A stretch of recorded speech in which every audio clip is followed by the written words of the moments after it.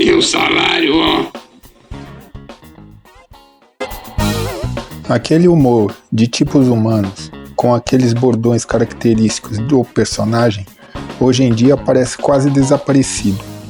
E a moda é o stand-up, que eu pessoalmente acho que os que estão por aí são bem sem graça. Chico Anísio foi um humorista tão genial que atuou com brilhantismo em ambas as modalidades. Já nos anos 1960, fazia sucesso com seus stand-up, que inclusive estão acessíveis aqui no YouTube e na televisão, onde criou centenas de tipos engraçados.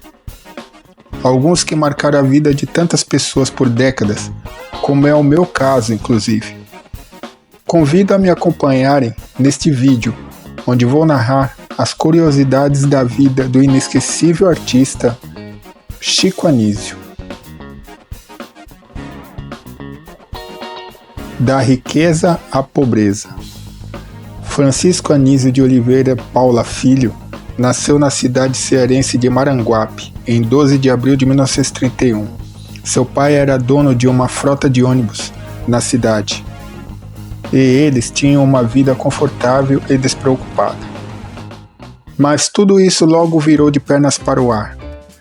E nessa época Chico tinha apenas 7 anos. A frota da empresa de seu pai pegou fogo e poucos carros puderam ser salvos, e pior, não havia seguro. Então, seu pai mandou ele, a mãe e 3 irmãos para o Rio, enquanto tentava refazer o patrimônio da família, na construção de estradas. Da casa confortável, no Nordeste, vieram para morar em uma pensão, no bairro do Catete, Rio de Janeiro.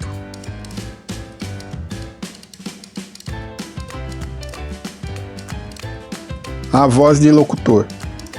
Tentou a sorte como locutor e radioator na Rádio Guanabara. E se saiu muito bem, só perdeu o primeiro lugar para ninguém menos que Silvio Santos, que vendia canetas no centro da cidade. Na década de 1950, atuou nas rádios Mairink Veiga e Clube do Brasil, apresentando programas de músicas e como ator em radionovelas, que era, na época, uma febre nacional. Por essa mesma época, Chico demonstrava natural dom para o humorismo e sentia não estar realmente na área em que tinha mais talento. Mas isso iria mudar logo logo. O precursor do stand-up. No final dos anos 1960, Chico começou a criar seus primeiros personagens e começou a fazer apresentações ao público ao vivo, e foi um sucesso completo, tanto que lançou essas apresentações em discos de vinil e fitas cassete. O sucesso lhe valeu a contratação para atuar na TV Globo em 1969, que certamente foi o passo decisivo em sua carreira e dos personagens que estava criando. Porém, seguiu com o stand-up, em apresentações em teatro sempre que podia.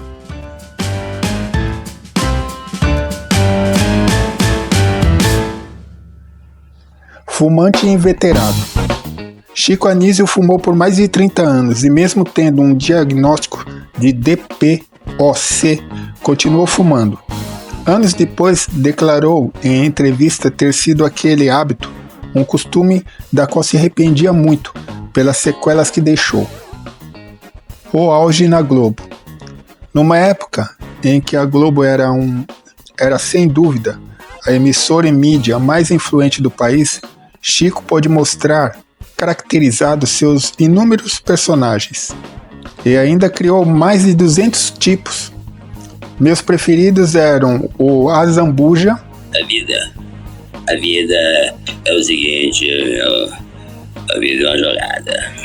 Pelo jeito é distinta, Vai continuar invicto. O Bento Carneiro, vampiro brasileiro. Madunga é vossa avó.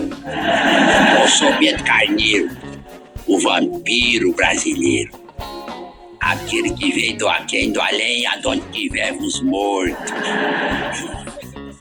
Eu, Alberto Roberto.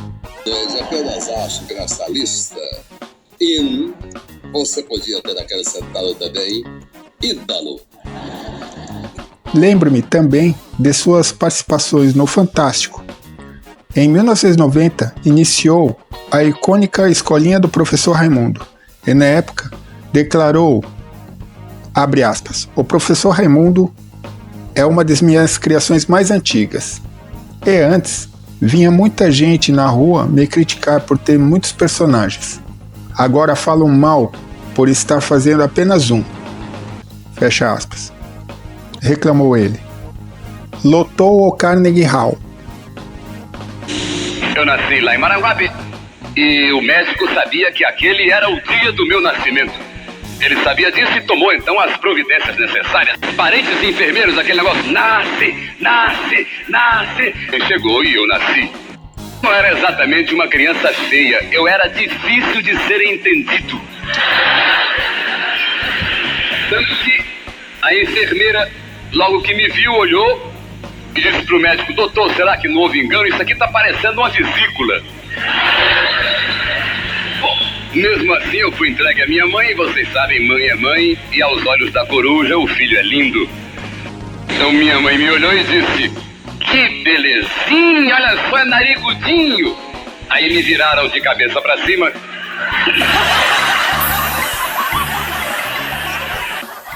O Carnegie Hall, em Nova York, é uma das casas de show mais famosas do mundo. E Chico, com seu humor genial e inteligência, lá se foi se apresentar em 3 de novembro de 1981.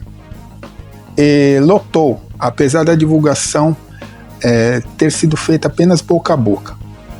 O espetáculo foi classificado como genial stand-up. Mais tarde, em seu livro Sou Francisco, em 1992, ele afirmou: apesar de toda a desorganização, a gravação ficou ótima. Eu achei muito engraçado o câmera americano que morria de rir, mesmo sem entender uma palavra em português. A Zélia. Na época que fazia a escolinha do professor Raimundo, Zélia era ministra da Economia do famigerado governo Collor, onde sumiu com o dinheiro de todo mundo, dos bancos, congelou, né? E até levou muita gente ao desespero. Inclusive Chico, por algum tempo, a satirizou em seu programa. Mas ambos se aproximaram quando ela foi ao seu programa. Tempos depois, iniciaram um relacionamento e se casaram em 1991, ficando juntos até 1998. Nesta união tiveram 2 filhos. Muitos amigos de Chico são da opinião que Zélia foi uma presença nefasta em sua vida e que só o complicou em sua imagem. Ela era superprotetora e abusiva.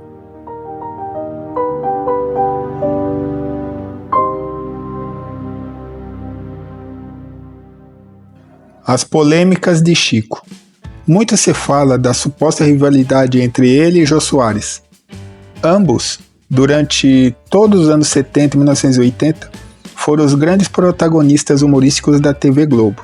Apesar disso, nunca houve rivalidades até 1988, quando Jô aceitou um convite do SBT para fazer o talk show Jô Soares 11:30, no que Chico ficou enciumado e a amizade azedou. Chico fala sobre isso nesta entrevista. A briga com o Jô e o fato dele não... Eu briguei com o Jô. Polêmica com o Jô e o fato de a imprensa, pelo menos, dizer que ele não fala mais com você. Porque eu falei uma coisa, a imprensa publicou outra. Foi até o Estadão quem publicou. Eu falei o seguinte, o Jô não podia parar o programa dele, o programa de humor, porque muita gente que ele levou da Globo para lá, depende dele e tal. E o Jô podia gravar numa segunda-feira 16 sketches, na outra segunda-feira 16, e pegava esses 32 e espalhava pelo meio, daí o programa ficava no ar. Isso é preguiça do Jô. Aí a manchete era Chico Anísio chama Jô de preguiçoso. Não foi isso, eu não falei que o Jô era preguiçoso. Não posso chamar de preguiçoso um cara que trabalha o tanto que ele trabalha. Anos depois fizeram as pazes. Tanto que Chico foi ao programa do Jô por 2 vezes. Outra polêmica dele, seu entreveiro com o pessoal da TV Pirata. Ele, como um humorista de personagens, não se agradou daquele tipo de humor, cheio de ironias e paródias de pessoas, filmes e novelas. Aquele que, aliás, foi o precursor desse gênero, que foi inspiração para o Cacete Planeta, por exemplo, ou o programa do Pânico. O pessoal da TV Pirata, que eram todos atores e não humoristas, não gostaram daquilo. E Chico tentou dar palpites nos roteiros, e aquilo foi entendido como uma intromissão no programa deles. Chico se defendeu, dizendo que só queria simplesmente ajudá-los. Os últimos anos. O auge havia passado, e Chico envelheceu, mas fez muito sucesso no Zorra Total, e se dedicou a pintar quadros numa categoria específica, o marinismo, que é a pintura de paisagens do mar, de barcos ou ambos juntos. Chico Anísio faleceu em 23 de maio de 2012, aos 80 anos, por falência múltipla de órgãos, no Rio de Janeiro. E seu corpo foi cremado. Niso Neto, um de seus 8 filhos, falou sobre a herança do pai. Abre aspas. Ele não deixou bens e foi roubado por pessoas que não souberam ajudá-lo a administrar seu dinheiro.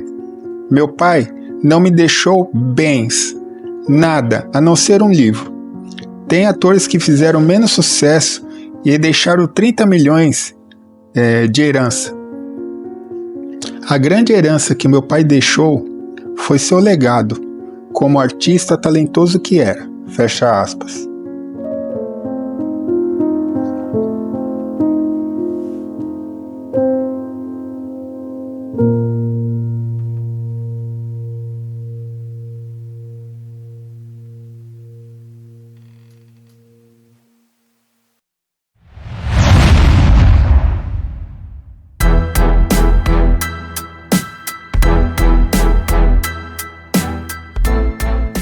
Então, gente, então é isso. Alguns fatos sobre a vida desse gênio aí do humor brasileiro e do mundo no século XX, né? Na época do seu auge, eu nem gostava muito dele, eu preferia assistir os Trapalhões, né? Ou os programas do Jô Soares. Mas aí, com o tempo, eu fui apreciando mais, né, o seu trabalho. E ele que criou mais de 200 personagens ao longo da sua extensa carreira. E chegamos ao final desse vídeo, né, um vídeo de biografia.